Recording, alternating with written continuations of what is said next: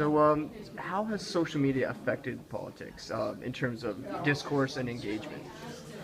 The first thing that's done in terms of social discourse is it has allowed politicians to get their message out to mass audiences and totally bypass the traditional press.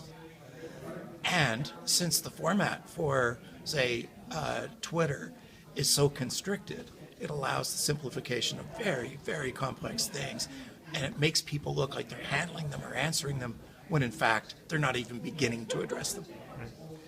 So, does an increased emphasis on optics from social media, like the selfie prime minister, does that help or harm, I guess, democracy broadly? But Well, I'm one of those dinosaurs who believes that an educated electorate is a safe and better electorate, and one that is not educated, that is fed sound bites or selfies, is not well served.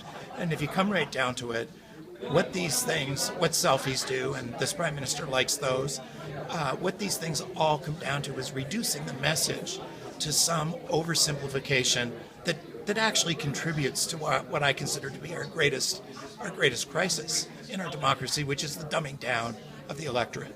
The electorate doesn't have the information at its fingertips, but it has endless amounts of titillating or entertaining videos. okay, so finally, where do you see the future of journalism? Not just political journalism, but journalism in general.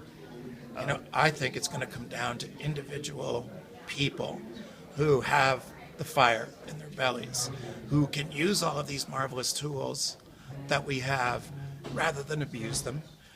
But I think that the tragedy is going to be in the mainstream media, where there is going to be greater and greater and greater selling out of content, substance, expensive reporting, if you will, investigative pieces, in exchange for pandering to the weakest sort of treatment of a subject. So that at the end of the day, the person who's looking into the newscast goes away and really doesn't know what they have digested.